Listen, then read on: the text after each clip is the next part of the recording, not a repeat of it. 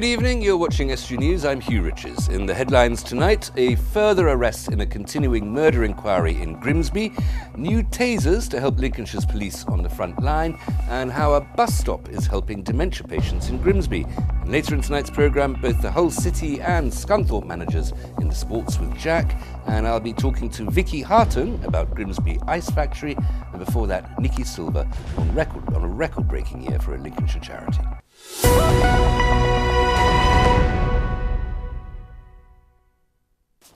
A third person has been arrested as part of a murder investigation in Grimsby. 45-year-old Tony Richardson was attacked outside the Halifax Bank last Monday afternoon and died in hospital on Tuesday morning. A 34-year-old local man has now been arrested on suspicion of assisting an offender and perverting the course of justice.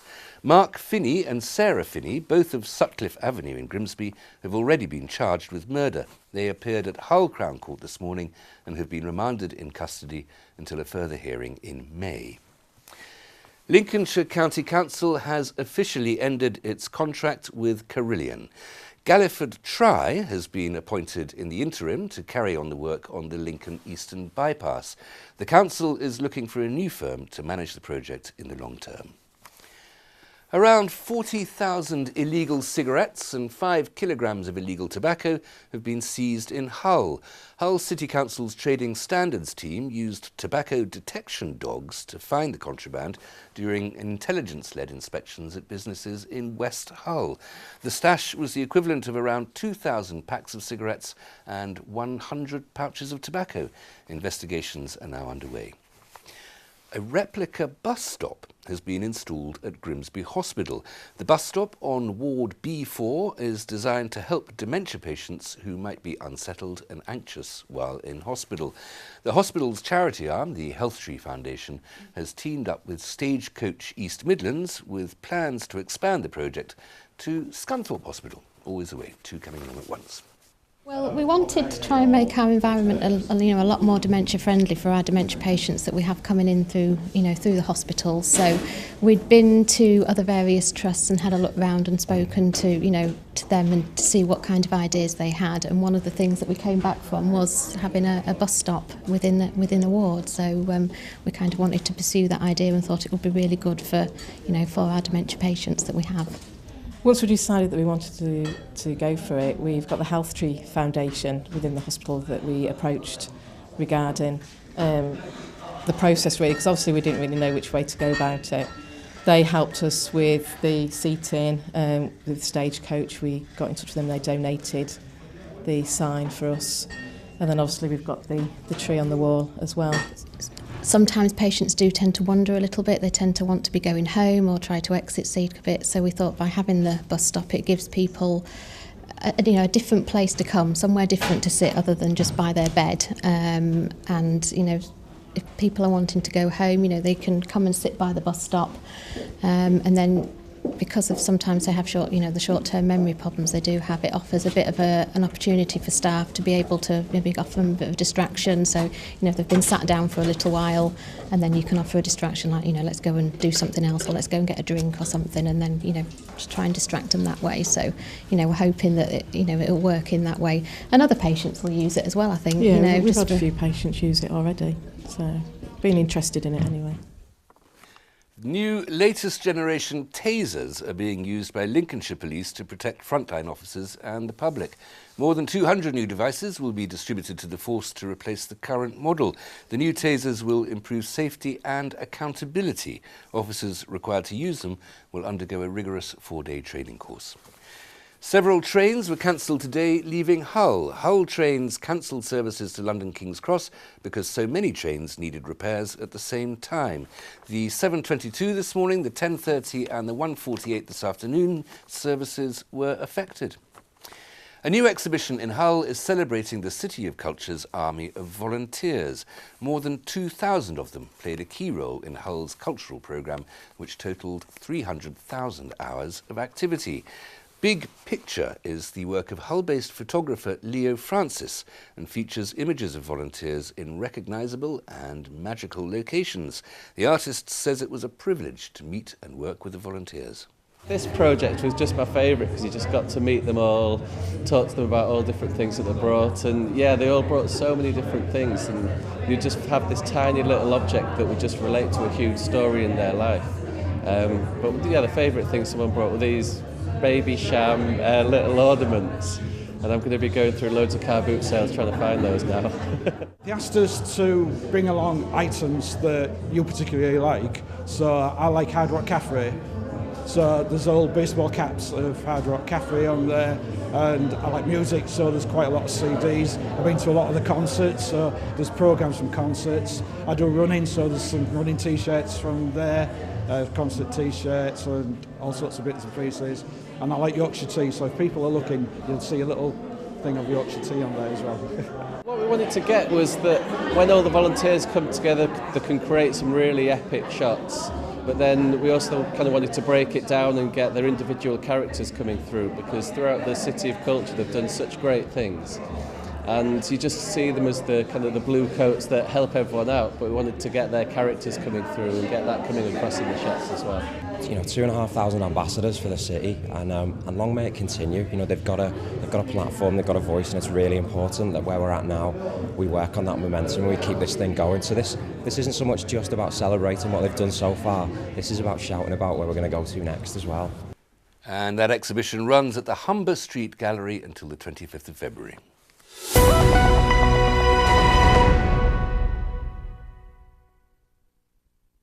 Lives, a Lincolnshire-based charity, helped over 20,000 people in medical emergencies last year. And I'm joined now by Nikki Silver, the Chief Executive of Lives, to tell me how the public support the charity. Nikki, thank you for coming in.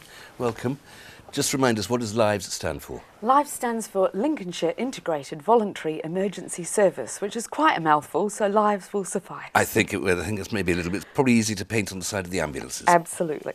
What is it? What do you actually do? So we're a volunteer charity. We've got 700 volunteers that work right across the greater Lincolnshire area that respond to 999 emergencies. So when you phone an ambulance, phoning 999, if there's a volunteer in the area that's available to help you, we will get out. And the whole idea is that we get there really quickly, because one of the things we say at Lives is minutes matter, and we know that if you're having a medical emergency, getting there quickly can make a real difference to your chances of survival in the most extreme cases, and your chances of getting better more quickly, and perhaps having a better outcome from whatever your illness and emergency is. And you've got trained volunteers distributed across the county of Lincolnshire. We do, 700 of them, everything from lay people who've had no clinical or medical background before they've joined us, right up to a small army of doctors, nurses and paramedics that have got additional skills on top of perhaps what your average ambulance crew might help, that can help in some really specific emergency situations. So very often it is helpful because parts of Lincolnshire are so remote and it's difficult for the normal regular ambulance services to get there in much of a hurry. Do you then sort of, in a first aid sort of approach, keep people going until other medical professionals and more conventional types get there? Absolutely. So it could be anything from a cardiac arrest to somebody who's having trouble breathing, or perhaps had a fall, or having a diabetic emergency, or an anaphylactic reaction, any of those kind of things that might lead somebody to phone 999.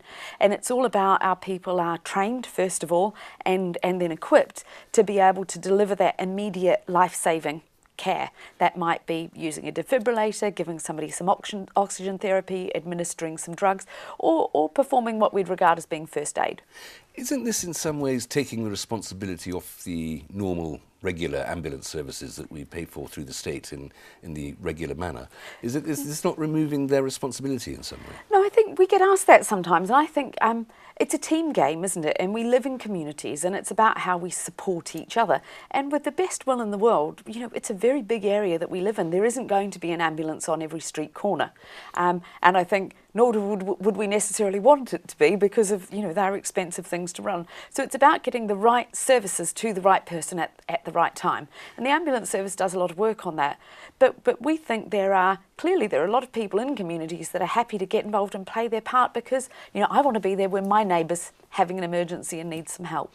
If people would like to contribute in money, skill or time, how should they contact you? All of those things are really valuable to us. We've got a website, which is www.lives.org.uk. lives.org.uk. All the information is on there. This last year, you're saying, has been your busiest.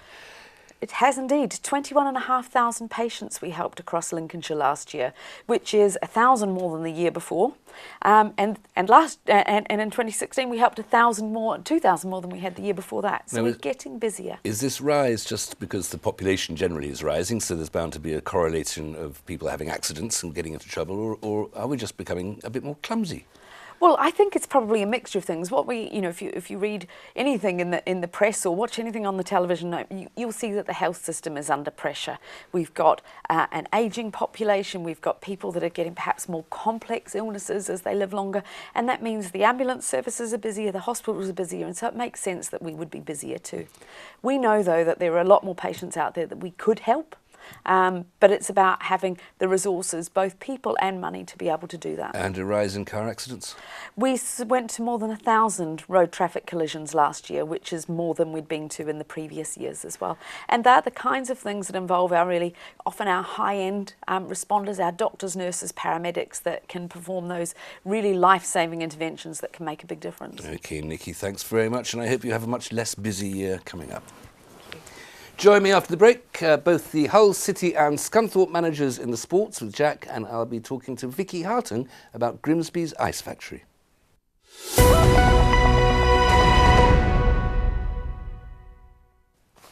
Welcome back. You're watching Estuary News. Still to come tonight in the sport, Jack brings us the thoughts of both Nigel Adkins and Graham Alexander, and I'll be talking to Vicky Hartung about Grimsby Ice Factory.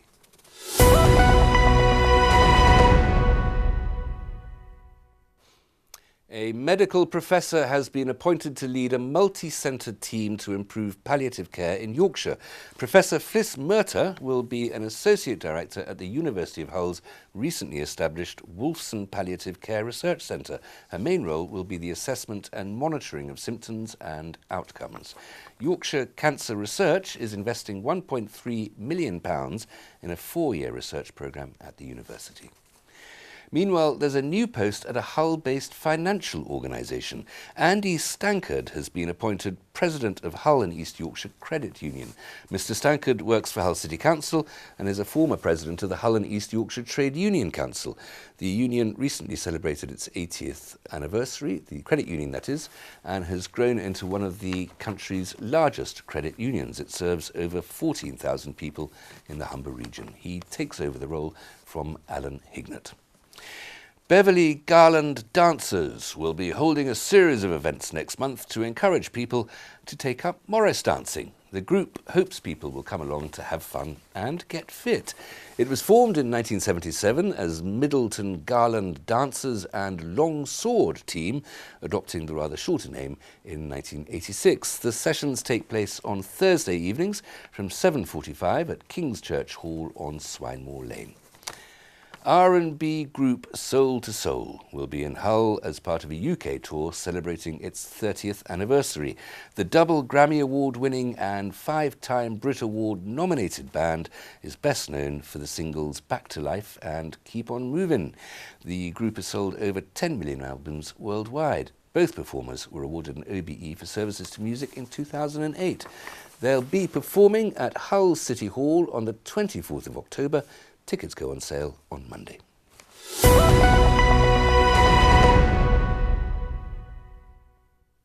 Now, Grimsby's Ice Factory is on a short list of the most endangered heritage sites in Europe. And I'm joined now by Vicky Hartung, Chair of the Great Grimsby Ice Factory Trust, to tell me more. Vicky, thank you very much for coming in. You're welcome. Now, this is rather alarming that the Ice House is one of the most endangered places in Europe in terms of monuments or buildings that are worth preserving. How on earth did it get into the state that it's in now? Well, it ceased to make ice in 1990, and that's almost 28 years ago now. And since then, there has been no maintenance on the building, so it's just an exponential process, really. Now, it is a listed building. It's a protected building. Yeah, and it's listed as Grade 2 star, which is just, a notch underneath Grade 1. Who owns it and who's responsible for its upkeep? Well, Associated British Ports owns the building. They are the landowners of on the docks, and they've never had a use for it. So you can kind of understand why they didn't want to pour money into it. But not that it wasn't their responsibility. Well, exactly, that's the point. There is an obligation. If you own a graded and protected building, is there not some sort of way of compelling a little bit of effort to be put in? There is, but that rests with the council, and they didn't do that either. So that was then.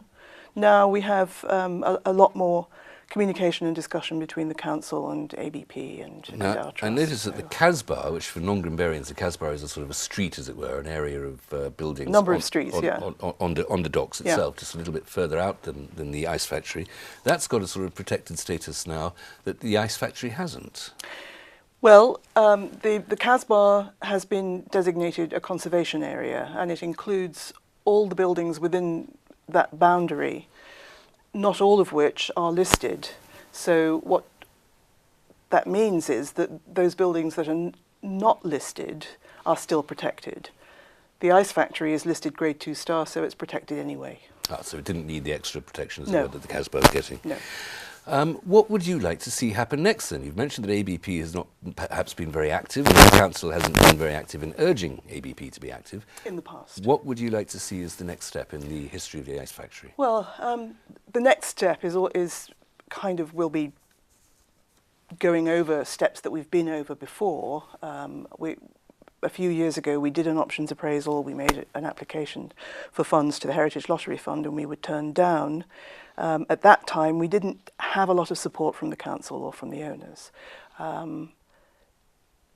At some point in the not too distant future, I hope we will go through that process again, and it will be a lot more successful. What will have changed? Just the relationships will have changed, and also we're working within the context now of the Greater Grimsby project. The Great Grimsby deal, yeah. Yeah. Which includes the Casbah. So yeah, it makes a lot more sense, I think, to everybody to be thinking about what to do with those buildings in the Casbah and what to do with the ice factory. Anybody who knows Grimsby knows that there has always been talk of redevelopments of the docks and cleaning them up and using them, putting them to some other purpose and some other source, that wonderful resource that's maybe a bit underused, and nothing ever happens there. Well, I think I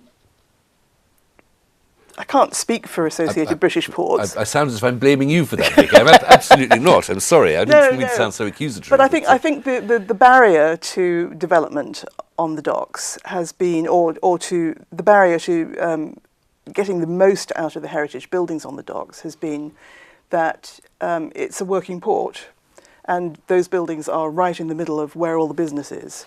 Very quickly, sorry to interrupt, very quickly, why is the ice factory so important? It was the biggest ice factory in the world. It is part of a continuum of extraordinary innovation in refrigeration.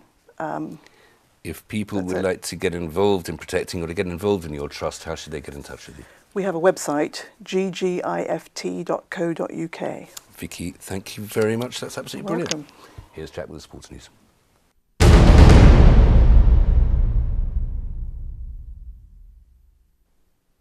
We'll start with football, and with just over a week to go until the January transfer window shuts, Hull City are yet to make a new signing.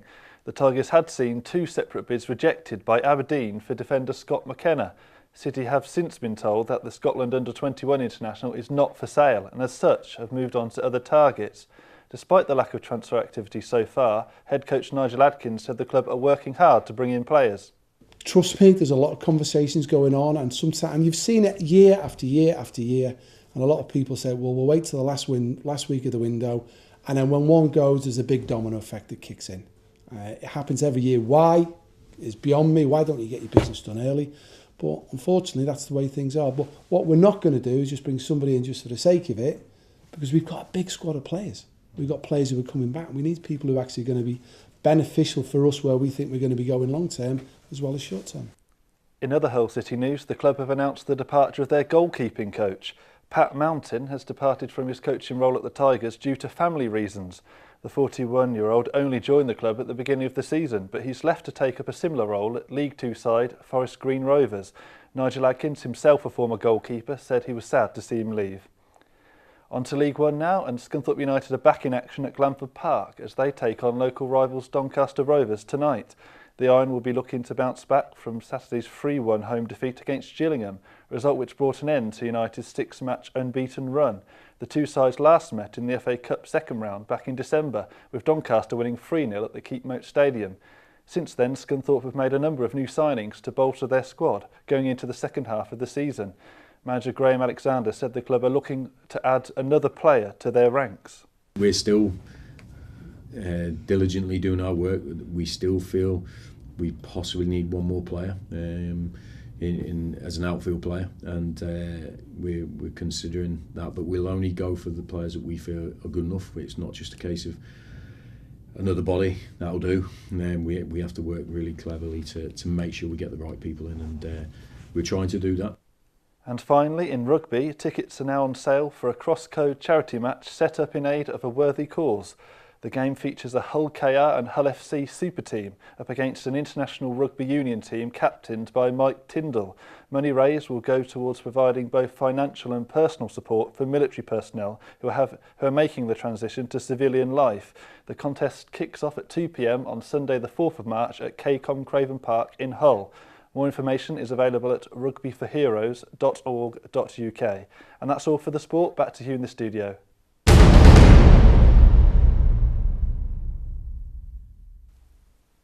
Thanks very much, Jack. That's it for tonight. If you'd like to get in touch with us, or if you've got anything that you might be able to contribute to our new programme, Churchill's Catch, about the Humber fishing fleets during the Second World War, then news at estuary.tv, 01472 31 553.